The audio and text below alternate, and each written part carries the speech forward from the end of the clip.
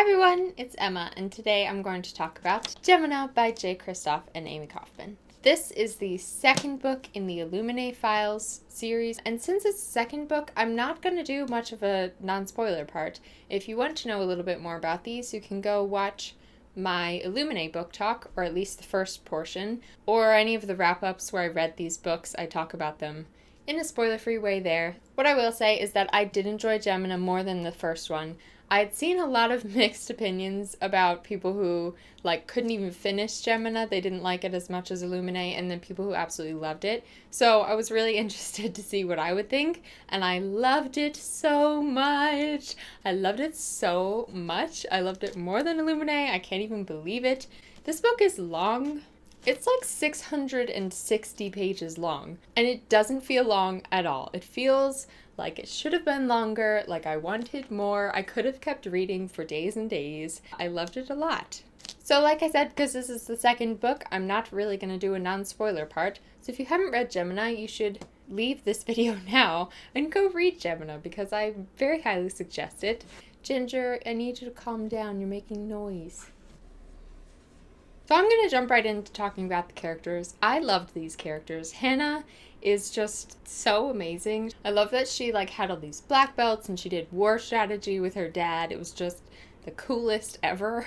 I really liked how she processed things when her dad died and when Jackson betrayed her. She processed it to some degree. She had her immediate reaction, let herself have her normal human reaction, but she didn't let it or impede her judgment too much. And when she did, she backtracked really quickly. Like when she finds out what Nick was sent to jail for, her immediate reaction was betrayal, and she freaked out and stopped talking to him. That's an understandable reaction because of the situation they're in. But then once she realized, she didn't hold a grudge, and she just went back and was like, okay, I can't deal with this right now, I'm gonna move on. Part of her strength was her ability to not break down, but it's not like she was unfeeling. She was still a feeling person. I really liked her character for that. Nick was such a heartbreaker. He's one of those characters that I just can't deal with, because he's a drug dealer and he's part of this intense gang, but at the same time he has this little cousin who he cares for dearly, and he's so sweet, and he seemed to really care about Hannah, so I would just fell in love with him. I liked that they continued the theme of where you would be at any random time. When the world as you know it starts ending, you're buying drugs and you're with your drug dealer. Or in Illuminae, it was Katie and Ezra had just broken up. I think that's really funny how they write it. It really starts in the middle of their lives and they're all doing random things. I didn't trust Jackson right from the beginning. One of the things about Illuminae is because there's so many plot twists, going into Gemina, I was hyper aware, waiting for the plot twists, and there was too much emphasis on Hannah's dad not liking Jackson. All of Jackson's reactions, telling Hannah to hand herself in after the people showed up, I just didn't trust him at all. I knew he was going to betray her, but I did not know that he was Sam, the Sam that was talking to Frostbrisher, I forget what her name was.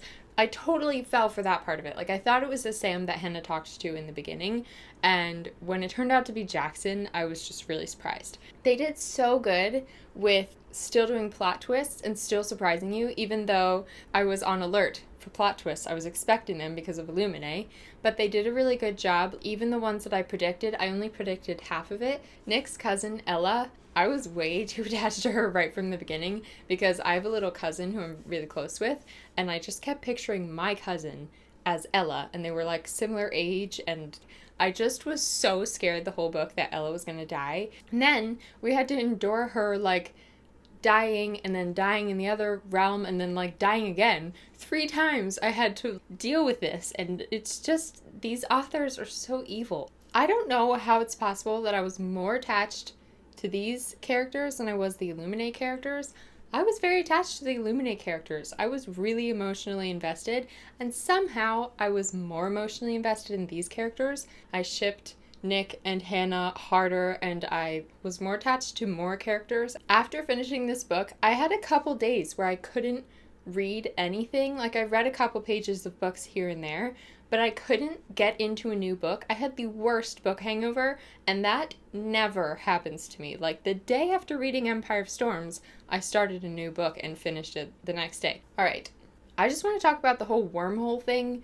That was crazy. Again, I half called it. Like, as soon as Nick got hit with that wave and then they just moved on really quickly, I was like, that was really important. Something's going on. After Nick died, I was like, he's not actually dead, because in the beginning, it said something about Nick's testimony or like Nick being on trial, and that was in the future. So somehow Nick is alive, but we just saw him die. So how could he be alive? I don't understand.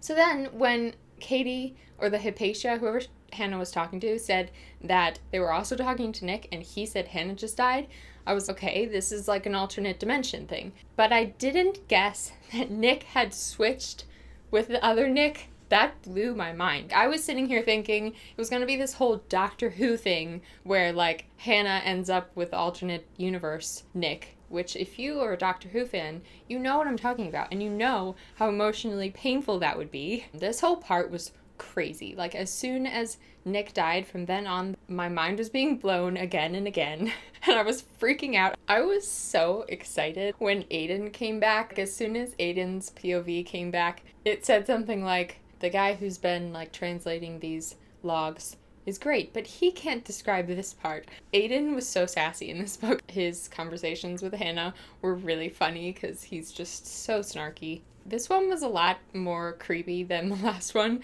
I kept getting chills. The drug worm things were so creepy. There was this one page.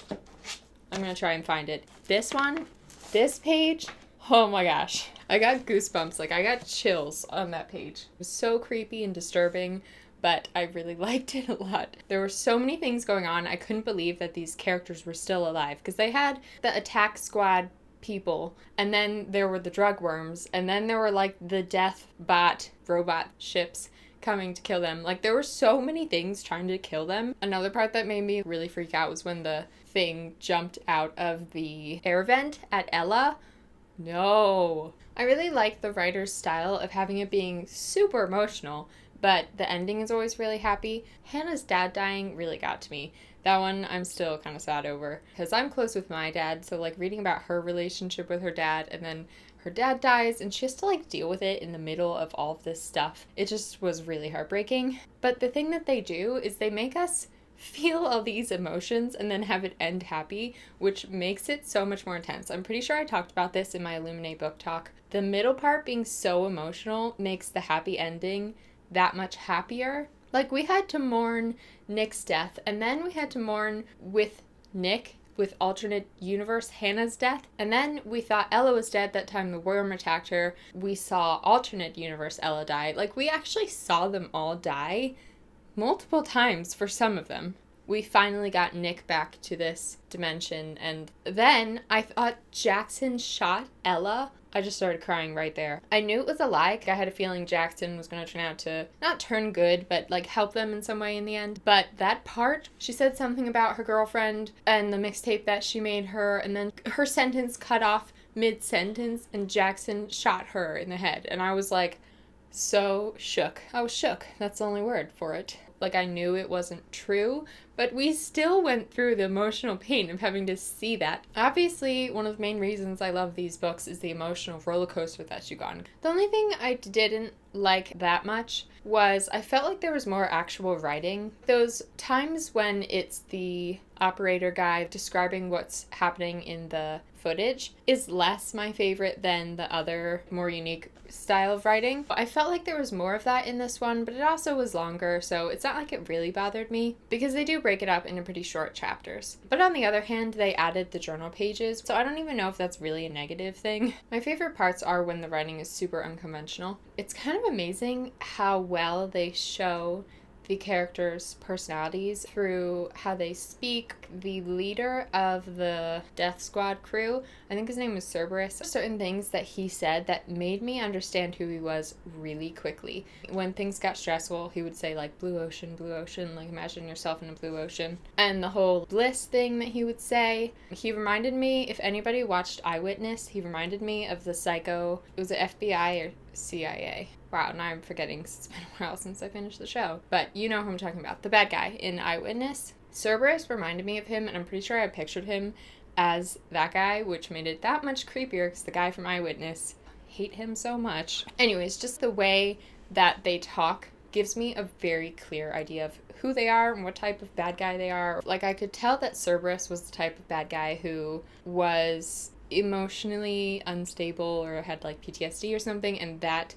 adds to him having no moral code. Speaking of bad guys, one of my favorite parts was the fight between Callie and Hannah. That was so epic. That was so good. I loved it. Because Hannah knows karate and I know karate, sometimes they say like she used this kick and I know exactly what it looks like, and it just makes it that much better.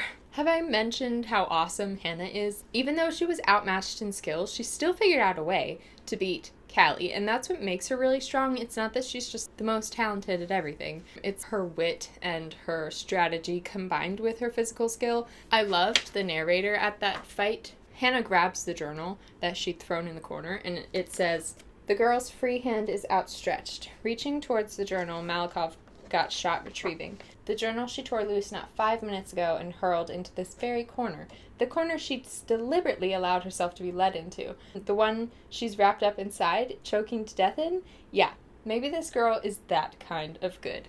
Not gonna lie, I wanted a super happy, cheesy, like, reunion kiss scene like we got in Illuminae between Hannah and Nick. But, you know, we can't get that every time, so it's alright. Because I was so nervous the whole time that they were gonna have a bad ending, I could have used a little, like, reassurance that they were safe and together, but it's okay. It's alright. I'm just so excited for Hannah and Katie to take down Baytech together because I'm pretty sure they can do anything. I love them. I love all these characters. I think that's all I have to say about Gemina. Let me know down in the comments what you thought of Gemina and tell me what your favorite scene was. I would be curious to know if you have a favorite scene. Really important question, what color is the third book going to be? Because the first one's like reddish, yellow, orange, and this one's blue. I feel like purple, maybe, but then the blue and purple are too similar. And green doesn't really fit the whole vibe. Black would be awesome. If you have a guess what the color of the third book's gonna be, let me know. If you enjoyed this video, please hit the subscribe button. I'm Miss Emma Reads a Lot on all of my social media, which I will link down in the description box. Thanks for watching, and I'll see you guys soon with a new video.